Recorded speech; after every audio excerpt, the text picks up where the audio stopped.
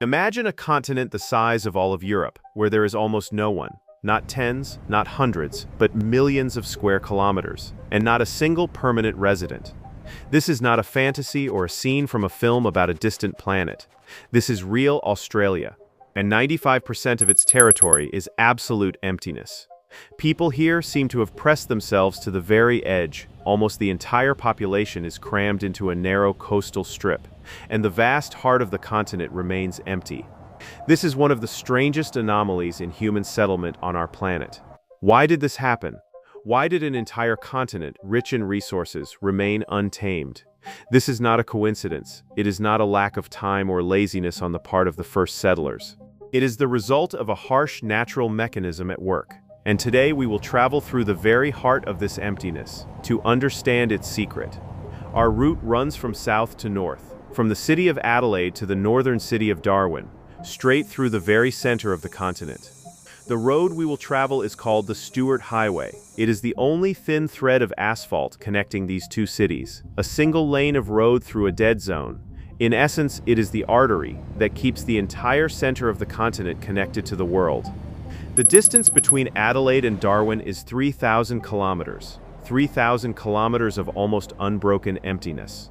And so that you understand the scale of the solitude, on this road you can drive for 3 hours straight, and in all that time not encounter a single oncoming car. Just you, the scorching asphalt, and the endless horizon. No traffic, no people, only red earth stretching to the horizon. But look closely at the roadsides of this highway, and the first mysteries begin. Along the highways and old railway lines are scattered hundreds of abandoned settlements, collapsed roofs, rusty remains of automobiles, all of it half buried in red sand. These towns were once alive. People worked here, made plans, raised children, and now their houses are being swallowed by the desert. What drove everyone away? One such place is the abandoned station of Farina. Once, life bustled here. Hundreds of people lived here. Trains rumbled through and voices rang out.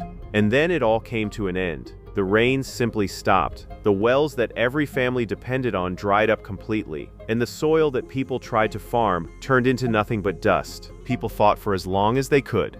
But nature proved stronger than all human ambition, and the town simply vanished, as if it had never existed. Farina is the first lesson of this journey. Here it is not people who win, but the land. We continue along the Stuart Highway, and the deeper into the center, the less greenery of any kind. The trees disappear, shrubs become a rarity. All that remains is a scorched plain, and here you begin to notice the true masters of this land, wild camels. They wander through the desert as though they have lived here since time immemorial, but that is not the case. Camels are not native to Australia at all. They were brought here by people to carry cargo across these waterless expanses. Camels were the ideal transport for the desert. And then many of them simply escaped, and something no one expected happened. They began to multiply, rapidly and uncontrollably. Today, hundreds of thousands of wild camels roam the desert. The continent that humans failed to tame proved a perfect fit for animals from distant deserts. This is the bitter irony of this land. Where people gave up, the camel feels right at home. Along the way, you notice something else. The remnants of an old telegraph line stand along the highway. This was the first means of communicating with the outside world across this wilderness. A thin wire that carried news and voices for thousands of kilometers. Now these poles stand crooked. Many of them have already fallen. The desert is slowly reclaiming what people once wrested from it. These poles are a quiet monument to the attempts to tame the heart of the continent. Yet there is a place in these parts that looks utterly otherworldly, the town of Coober Pedy. Here, people do something that seems impossible at first glance. They live underground, and this is not a whim, it is a way to survive. Temperatures in this region reach 50 degrees. Frequent dust storms make life on the surface almost unbearable, so people did the only thing they could do. They burrowed into the ground. Beneath the surface, real apartments have been fitted out. There are churches, shops, and even bars, an entire town hidden from the sun within the earth. And above, an otherworldly landscape, thousands of cone-shaped mounds of excavated earth. These are the waste heaps from opal mining that made this region famous. These piles stretch to the horizon like the surface of an alien planet, and this is the main message of Coober Pedy. Here you simply cannot live on the surface. The land actively resists people, and the only way to survive is to hide inside it. Now let us stop for a moment and think about a strange thing. Where do the rivers flow here? In the familiar world, rivers run to the ocean. But in Australia, many rivers flee from the coast. They flow into the interior of the continent. And what awaits them in the center, they simply evaporate in salt marshes. They never reach the sea.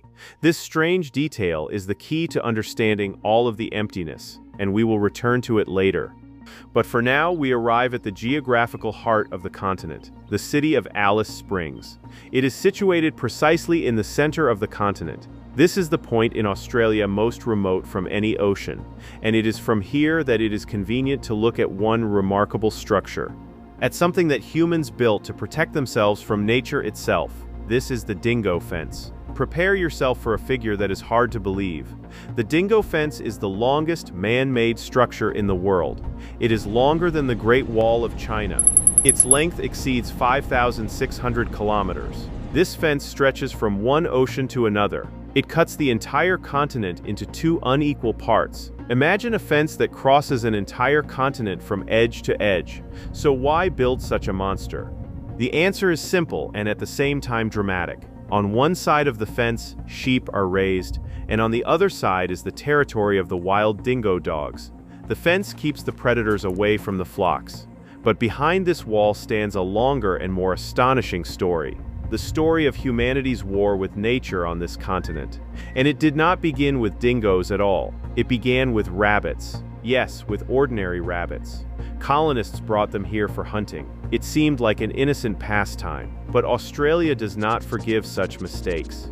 Within a few decades, the rabbits had turned into a real army, a billion-strong army. They literally ate all the grass. People tried to fight back. They built fences to stop the onslaught, but the rabbits proved to be cleverer. They dug burrows under the wire. They jumped over the fences. It was a vivid lesson in human helplessness before this land, and this war never truly ended. The dingo fence is its direct heir. Only now the enemy is on the other side of the wire, and maintaining this enormous fence is incredibly difficult. The keepers of the dingo fence travel hundreds of kilometers every day. Their job is to patch holes in this endless wall. And there is no shortage of holes. They are broken through by camels. They are made by kangaroos. They are washed out by torrents of water during downpours. The fence is constantly being destroyed, and it must constantly be saved, and the stakes here are very high. A hole the size of a football is enough.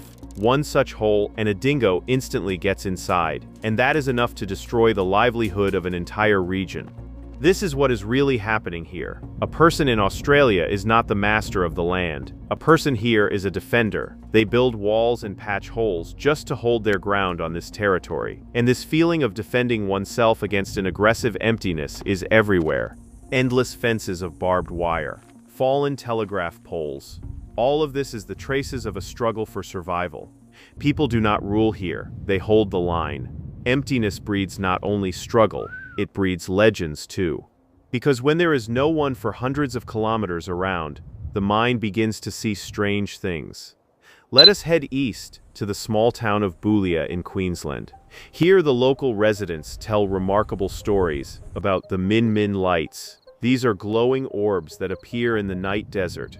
People say that these lights pursue travelers. They move behind you in the darkness and seem to lure you somewhere into the wasteland. What are they really? Scientists have their own answer. They explain these lights as optical illusions, or as the refraction of light in layers of air. In the desert, cold and warm air form layers. Light passes through them and bends, so a distant light source can appear as a ghostly orb floating alongside you. But for someone alone in the darkness, this science offers little comfort, and the desert truly takes people. There is no shortage of stories about disappearances here. One of them is particularly well known. It happened in the middle of the last century. 3 young people set out on a trip, an ordinary journey across the center of the continent, and then they simply stopped making contact, as if they had dissolved into thin air. Their car was eventually found, and this is the strangest part of the whole story. The car stood abandoned, but in perfect condition. There was petrol in the tank, personal belongings lay in their place. There were even supplies of water, and no signs of a struggle. No chaos, no attack. People simply vanished, and the car waited for them intact. The desert took them without a trace and without a sound. Behind every such eerie story stands the same enemy. This land does not forgive mistakes. Underestimate it just once, and it will swallow you whole. But behind the mystique, cold science is always hiding, and now the time has come to understand the true reasons for this emptiness. Many will say, but Australia is rich in mineral resources, opals, ore, countless useful minerals are mined here. Is that not a reason to settle the center of the continent? Should the wealth of its resources not have drawn people here? And here lies the great illusion. The myth of riches shatters against harsh logistics. Mining ore in the middle of the desert is one thing. Living there is something else entirely. Imagine having to supply a city in the very heart of the void. The logistics would cost insane amounts of money. Every liter of fuel, every product must be transported thousands of kilometers. Electricity has to come from somewhere. And most importantly, there is no water here. And there is no timber for construction or heating. Everything has to be brought in from outside. The resources are in the ground, but living next to them is nearly impossible. Let us return to Coober Pedy to see this clearly. This town is a perfect example of dependence on the coast.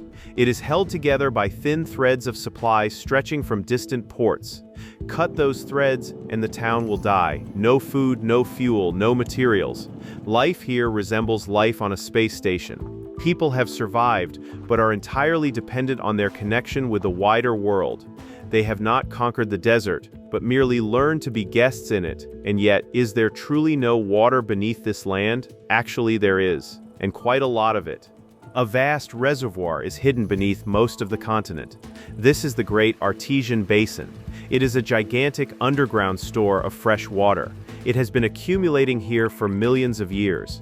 An entire underground sea, hidden beneath a scorching desert. It would seem that here it is, a saving miracle. But do not be too quick to rejoice. This water comes with two serious problems, and each of them dashes all hope.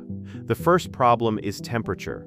The water in this underground reservoir can be incredibly hot. Its temperature can reach 100 degrees. It is almost boiling water. It rises from the depths already scalding. The second problem is even more serious. This water is saturated with salts and minerals. It is practically impossible for a person to drink, and for many plants it is simply poisonous. Try to irrigate a field with it, and within just a few seasons, catastrophe will strike. The land will be covered with a white salt crust. Instead of a harvest, you will be left with a dead, salinized wasteland. So this water is suitable only for very limited use. Only livestock of certain breeds can drink it, and even then only in small quantities. Farming is not even worth dreaming about. And now for the worst part. This underground ocean is not eternal either. Over the past 100 years, thousands of wells have been drilled here. People wanted to reach this water, and the pressure in the underground reservoir began to drop. Once, water used to gush from the ground like a true fountain.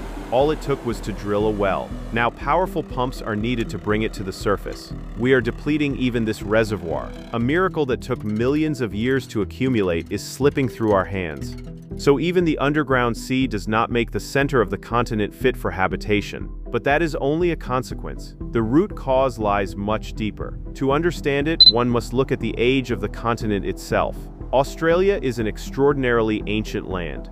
It is often called the geological retirement home, and this comparison is very apartment. This continent is tectonically dead. There are no active volcanoes here, no tall mountains with glacial caps. The land has simply frozen in stillness, and it froze hundreds of millions of years ago. Why does this matter? Because volcanoes and the movement of mountains renew the soil. They bring fresh minerals to the surface. They replenish the earth with new nutrients. And in Australia, this has not happened for an eternity. And the consequence is terrible. The soil in the center of the continent is completely exhausted. It has almost no phosphorus left, no nitrogen, no potassium. These are the three elements without which nothing grows. Without them, the land is dead for agriculture. And this is the main trap. Even if heavy rains were to fall here, it would not save the situation. Rain would not make this land fertile, because water without nutrients is just water. It will quench, but it will not feed. Soil that no one has replenished for millions of years simply has nothing left to give to plants. The age of the continent, that is the first true reason for the emptiness. But dead soil alone is not enough. Nature prepared a second obstacle, this time a geographical one. And it is connected to mountains. Along the entire eastern coast of Australia stretches a long mountain range.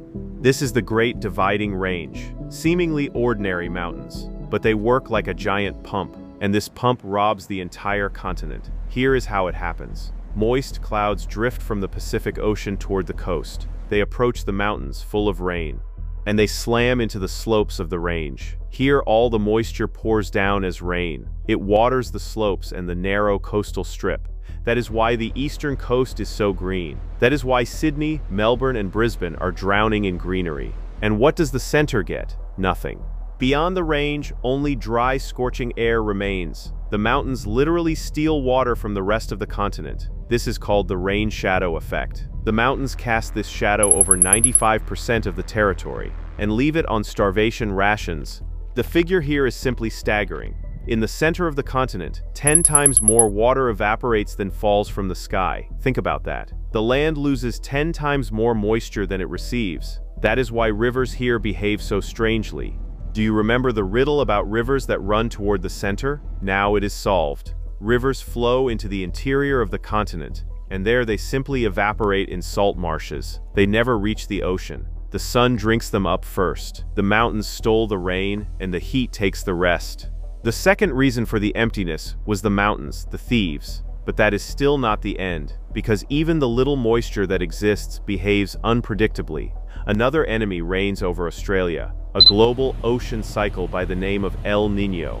It is precisely what makes the Australian climate the most unpredictable on the planet. Here it is impossible to know what the next year will bring. Nature here has no schedule whatsoever. How does it work? El Niño can bring drought, and not for just one season, but for 5 or even 10 years in a row. Imagine a decade without normal rainfall, and then everything suddenly changes. The drought turns into catastrophic floods. The water that was absent for so long arrives like a wall, and floods everything around. Imagine yourself in the place of a farmer in such conditions. You cannot plan anything. Your harvest may perish 3 years in a row, and often for no apparent reason whatsoever. How do you build an economy in such a place? How do you plan a water supply? How do you grow grain when nature draws lots every year? It is impossible. El Niño gives people not a single moment of stability. This is the third, most treacherous enemy of settlement. Now let us put all the pieces of this puzzle together, and the picture becomes completely clear. The emptiness of Australia is not an accident. It is not laziness or a lack of people. It is the result of a powerful natural mechanism at work, a mechanism in which every part works against the human being. Ancient soil with no life left in it, mountains that steal water from an entire continent, a capricious ocean that either dries the land out or drowns it. A water deficit that cannot be overcome, a dead continent frozen in motionlessness. All of this together makes permanent human life in the center almost impossible. That is why people pressed themselves against the narrow coastal strip. That is why the center remained empty, the size of all of Europe. That is why the Stuart Highway runs through 3,000 kilometers of desolation. That is why towns like Farina disappear beneath the red sand, and there is something magnificent in this. The planet has left this place in primordial peace, untouched and almost undisturbed. Here, heat, sand, and wild camels hold sway. People are only permitted to peek in, to drive the Stuart Highway, to hide underground in Coober Pedy, to build a fence 5,600 kilometers long. But to remain here forever is not given to people, and perhaps that is precisely why the fate of those 3 young travelers is so terrible. Their car stood intact, with water and petrol, as if waiting for its owners. And the desert itself quietly took them, without a trace, without a struggle, without an answer.